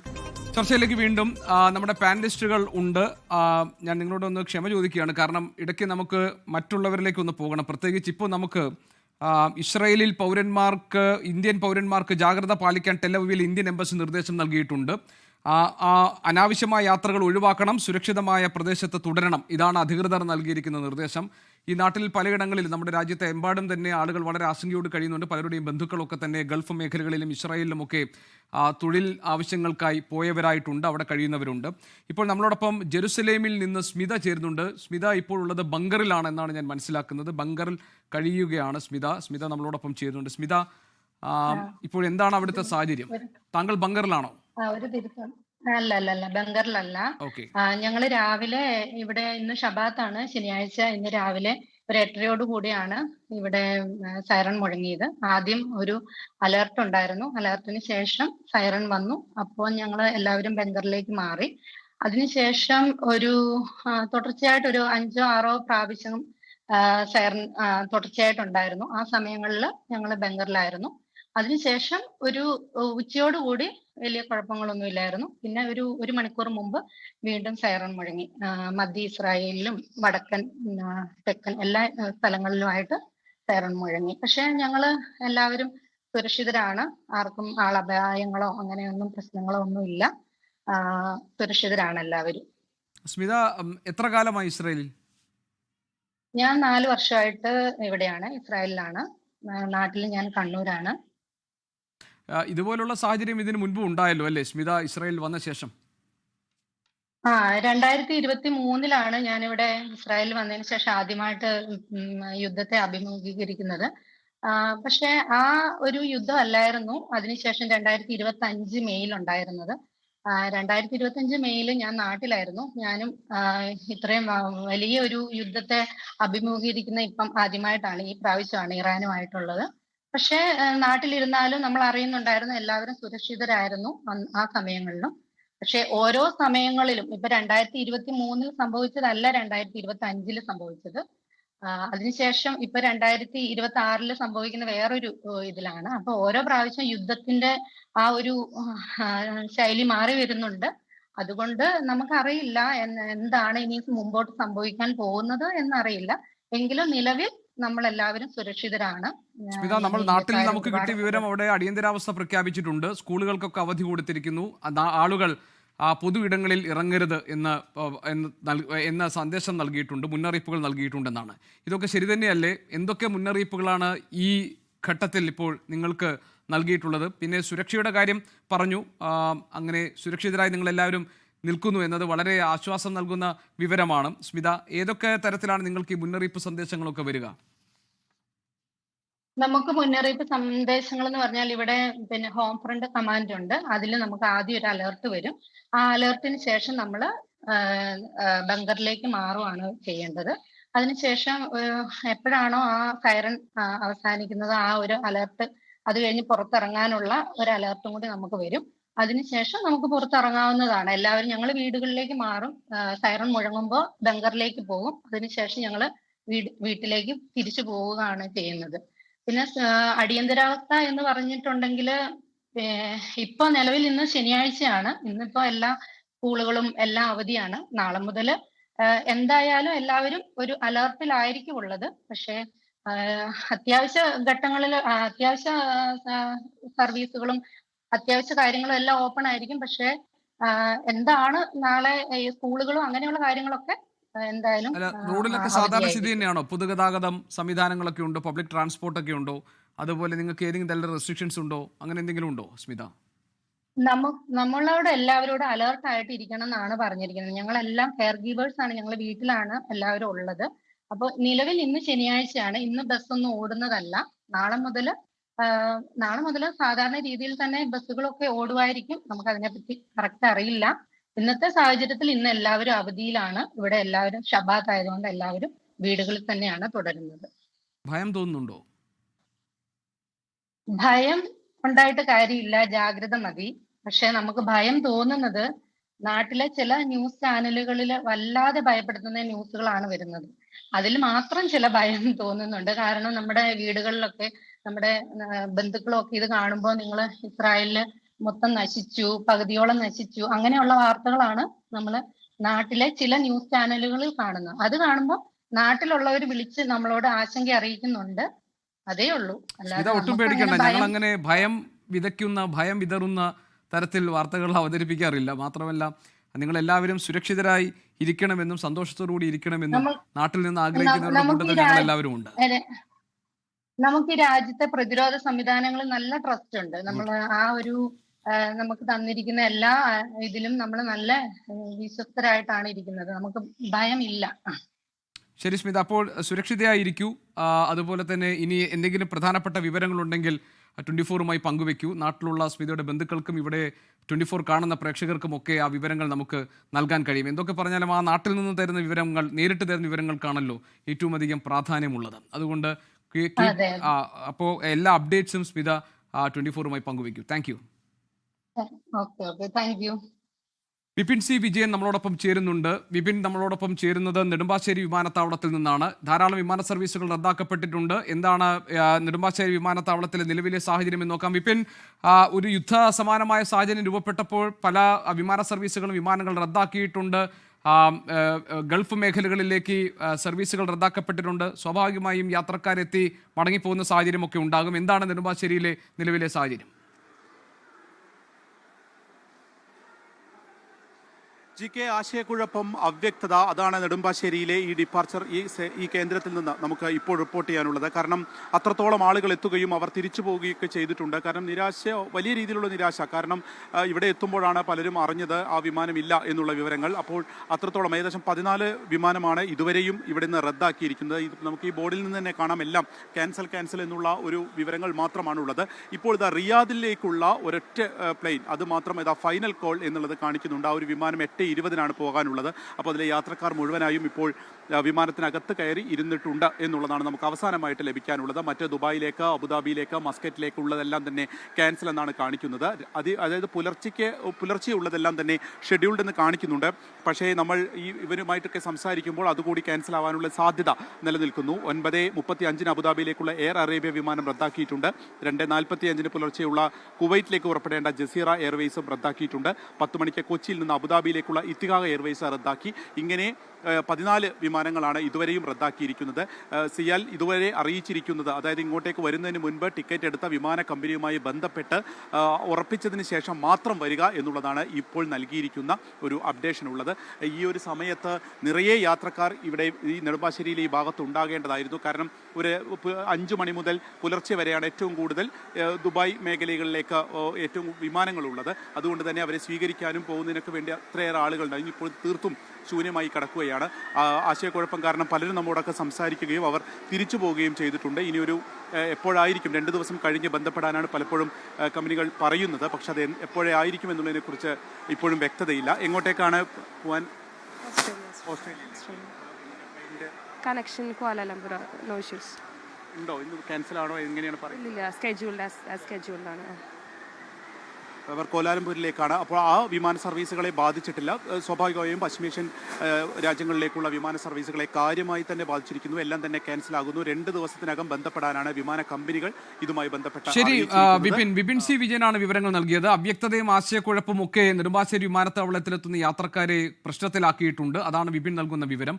യുദ്ധഭീതിയിൽ വിമാനം റദ്ദാക്കിയതോടെ ദുബായിൽ കുടുങ്ങിയിരിക്കുകയാണ് ഗായകൻ ബിജു നാരായണൻ. 1:45 വിമാനത്തിൽ കയറിയതിന് തൊട്ടു പിന്നാലെയാണ് വിമാനം സർവീസ് റദ്ദാക്കി എന്നുള്ള അറിയിപ്പ് വന്നത്. ബിജു നാരായണൻ ഇപ്പോൾ നമ്മളോടൊപ്പം ഉണ്ട് ടെലിഫോൺ ലൈൻ. ശ്രീ ബിജു, താങ്കൾക്ക് കേൾക്കാമല്ലോ അല്ലേ? ഹായ് ഗോപി, കേൾക്കുന്നുണ്ട്. ഹായ് ബിജു, ഇത് പെട്ടെന്ന് വിമാനത്തിൽ കയറിയ ശേഷമാണോ സർവീസ് റദ്ദാക്കി എന്നുള്ള അറിയിപ്പ് കിട്ടിയത്? അതെ, ഞാൻ 1:45 എയർ ഇന്ത്യയുടെ ദുബായ് കൊച്ചി ഫ്ലൈറ്റിനായിരുന്നു ട്രാവൽ ചെയ്യേണ്ടിയിരുന്നത്. അപ്പോൾ ഫ്ലൈറ്റിനകത്ത് കയറി ഒരു 10 മിനിറ്റ് കഴിഞ്ഞ് ലാസ്റ്റ് കയറിയത്. അപ്പോൾ ഒരു 10 മിനിറ്റ് കഴിഞ്ഞപ്പോഴത്തേക്കും പൈലറ്റിന്റെ അനൗൺസ്മെന്റ് വന്നു. ഫ്ലൈറ്റ് ക്യാൻസലേഷൻ പറഞ്ഞില്ല, അവർ പറഞ്ഞു ഇങ്ങനൊരു സംഭവങ്ങൾ ഉണ്ടായിട്ടുണ്ട്. അവർ അപ്ഡേറ്റ് ചെയ്തു കാര്യങ്ങൾ. അപ്പോൾ ആരും പാനിക് ആവരുത്, ഇമ്മീഡിയറ്റ്ലി എല്ലാ വിൻഡോസും ക്ലോസ് ചെയ്യണമെന്ന് പറഞ്ഞു. അപ്പോൾ അത് കഴിഞ്ഞ് കുറച്ച് കഴിഞ്ഞപ്പോഴത്തേക്ക് വീണ്ടും അപ്ഡേറ്റ്സ് വന്നു. ഇൻഫർമേഷൻസ് ഒന്നും കിട്ടിയിട്ടില്ല, എല്ലാവരും ശാന്തരായിട്ടിരിക്കണം. പക്ഷെ ആ സമയത്ത് അവർ ഫുഡെല്ലാം കൊടുത്തു എല്ലാവർക്കും, എല്ലാ ക്ലാസ്സിലും എല്ലാ ആളുകൾക്കും അവർ ഫുഡും അതുപോലെ വെള്ളവും എല്ലാം ചോദിക്കുന്നത് കൊടുത്തിട്ടുണ്ടായിരുന്നു. പിന്നൊരു ഏകദേശം ഒരു 1.25 മണിക്കൂർ 1.5 മണിക്കൂർ കഴിഞ്ഞപ്പോഴാണ് പൈലറ്റ് ക്യാൻസൽ ചെയ്തു എന്ന് പറഞ്ഞിട്ട് അനൗൺസ്മെന്റ് വരുന്നത്. അത് കഴിഞ്ഞിട്ട് ഞാനിപ്പോൾ ഫ്ലൈറ്റ് ഇറങ്ങി ഇമിഗ്രേഷനോടൊക്കെ ഭയങ്കര വലിയ ക്യൂ ആയിരുന്നു. കാരണം എന്താ വെച്ചാൽ പല ഫ്ലൈറ്റ്സ് ആണല്ലോ ക്യാൻസൽ ചെയ്തിരിക്കുന്നത്. അപ്പോൾ ആ പാസഞ്ചേഴ്സിന്റെ അവരെ ട്രീറ്റ് ചെയ്യാനുള്ള കാര്യങ്ങളും ലഗേജ് കിട്ടാൻ തന്നെ ഇപ്പോൾ 1 മണിക്കൂർ എടുത്തു. അത് കഴിഞ്ഞിട്ട് ഇപ്പോൾ ലഗേജ് എടുത്ത് ഞാനിപ്പോൾ പുറത്ത് പോവാണ്, ഞാൻ മൂവ് ചെയ്യാണ്. ഇനി എപ്പോഴാണ് അടുത്ത ഫ്ലൈറ്റ് ഷെഡ്യൂൾ ചെയ്തിരിക്കുന്നത്? എന്തെങ്കിലും ആ വിവരങ്ങൾ എന്തെങ്കിലും പറഞ്ഞു അവർ? ഇനി നെക്സ്റ്റ് ഫ്ലൈറ്റ് ഇപ്പോൾ ഞാൻ എയർ ഇന്ത്യയുടെ ഒരു മെയിൻ സ്റ്റാഫായിട്ട് സംസാരിച്ചപ്പോഴത്തേക്ക് നാളെ എന്തായാലും ഉണ്ടാവില്ല എന്നാണ് അവർ ആധികാരികമായിട്ട് പറഞ്ഞിരിക്കുന്നത്. പിന്നെ മാത്രമല്ല, ഒരു ഇൻഫർമേഷൻ പറയുകയാണെങ്കിൽ നമുക്കിപ്പോൾ ഇതിൽ ബുക്ക് ചെയ്തിട്ടുള്ള ആളുകൾ അല്ലെങ്കിൽ എയർ ഇന്ത്യയുടെ മറ്റ് പല എയർലൈനിൽ പല ഡെസ്റ്റിനേഷൻസ് പോകുന്നവർ ബുക്ക് ചെയ്തിട്ടുള്ളവർ റിസർവേഷൻ സെന്ററിൽ വിളിച്ചിട്ട് അപ്ഡേറ്റ് ചെയ്തുകൊണ്ടിരിക്കുക. അതായത് വീണ്ടും ഇതെല്ലാം നോർമലായി വരികയാണെങ്കിൽ ആ സമയത്ത് തീർച്ചയായിട്ടും അവരുടെ നോട്ടിഫിക്കേഷൻ കിട്ടും. ഇല്ലെങ്കിൽ തന്നെ അവർ അപ്ഡേറ്റ് ചെയ്തിട്ട് PNR അടിച്ചു കൊടുത്തു കഴിഞ്ഞാൽ വേറെ ഫർദർ പൈസയൊന്നും കൊടുക്കണ്ട, നമ്മൾ സെയിം ബുക്കിങ്ങിൽ ട്രാവൽ ചെയ്യാം. ഈ ആപ്പ് എയർ ഇന്ത്യയുടെ ആപ്പ് യൂസ് ചെയ്യുന്നവരാണെങ്കിൽ ബുക്കിങ്ങിൽ കയറിയിട്ട് മോഡിഫൈയിൽ കയറിയിട്ട് PNR അടിച്ചു കൊടുക്കുക. അപ്പോൾ നമുക്ക് സെയിം PNR തന്നെ ട്രാവൽ ചെയ്യാൻ പറ്റും, വേറെ ഫർദർ പൈസയൊന്നും കൊടുക്കേണ്ട കാര്യമില്ല. അപ്പോൾ അത് എന്നാണ് എന്നുള്ളതൊക്കെ മിക്കവാറും എനിക്കറിയില്ല, നമുക്ക് പറയാനായിട്ട് ആധികാരികമായിട്ട് ഇപ്പോൾ പറയാൻ പറ്റില്ലല്ലോ, സിറ്റുവേഷൻ അങ്ങനെയല്ലേ. അതെ, ഏതായാലും ശ്രീ ബിജു പെട്ടെന്ന് തന്നെ നാട്ടിലേക്ക് എത്താൻ പറ്റട്ടെ. Okay, thank you Gopi. Okay, ശരി. ഇസ്രയേലും അമേരിക്കയും സംയുക്തമായി ഇറാനുമേൽ നടത്തിയ ആക്രമണത്തിലും ഇറാൻ നടത്തിയ പ്രത്യാക്രമണത്തിലും ഏറ്റവും ഗൗരവമേറിയ സംഭവം മധ്യ പൂർവ്വദേശത്തെ ഇത് വീണ്ടും ഒരു യുദ്ധക്കളമാക്കി തീർക്കുമോ എന്നതാണ്. ആ ആശങ്ക നിലനിൽക്കുന്നു. പ്രത്യേകിച്ച് ഇറാനിൽ 36 കുട്ടികൾ കൊല്ലപ്പെട്ട വിവരങ്ങൾ പുറത്തുവരുന്നു. ഇറാൻ മിസൈൽ ആക്രമണം നടത്തുന്നു. ഗൾഫ് മേഖല ഒന്നാകെ അസ്വസ്ഥതകളിലേക്ക് മാറിയിരിക്കുന്നു. ഇത് എവിടെ ചെന്നെത്തും? ഇതൊരു സമ്പൂർണ്ണമായ യുദ്ധത്തിലേക്കാണോ കാര്യങ്ങൾ നീങ്ങുന്നത് എന്ന ആശങ്ക നിലനിൽക്കുകയാണ്. ലോകം വളരെ ആകാംക്ഷയോടുകൂടിയാണ് ഈ സംഭവവികാസങ്ങൾ നോക്കിക്കാണുന്നത്. എന്തൊക്കെയാണ് ഈ മേഖലകളിൽ നിന്ന് വരുന്ന പുതിയ വർത്തമാനങ്ങൾ, എന്തൊക്കെയാണ് പുതിയ അപ്ഡേറ്റുകൾ എന്ന് നമുക്ക് പരിശോധിക്കാം. യുദ്ധം അവസാനിപ്പിക്കാൻ വേണ്ടിയുള്ള ശ്രമങ്ങളിലേക്ക് ലോക രാഷ്ട്രങ്ങൾ കടക്കുകയാണ്. കാരണം ഐക്യരാഷ്ട്ര സഭ ഇക്കാര്യം ചർച്ച ചെയ്യണമെന്നാവശ്യപ്പെട്ട് ഫ്രാൻസ് രംഗത്ത് വന്നിട്ടുണ്ട്. ഗൾഫ് മേഖലയിൽ നിന്നുള്ള രാജ്യങ്ങളൊക്കെ തന്നെ യുദ്ധം അവസാനിപ്പിക്കാൻ വേണ്ടിയുള്ള സമാധാന ശ്രമങ്ങൾക്ക് വേണ്ടിയുള്ള നീക്കങ്ങളിലേക്കൊക്കെ കടന്നിരിക്കുന്നു. ലോകത്തെവിടെയായാലും ഏത് സമയത്തും 24 വാർത്തകളും ഓഗ്മെന്റഡ് റിയാലിറ്റി പാക്കേജുകളും എക്സ്പ്ലെയിനറുകളും വിശദമായി കാണാൻ ഞങ്ങളുടെ യൂട്യൂബ് ചാനൽ നിങ്ങൾക്ക് സബ്സ്ക്രൈബ് ചെയ്യാം.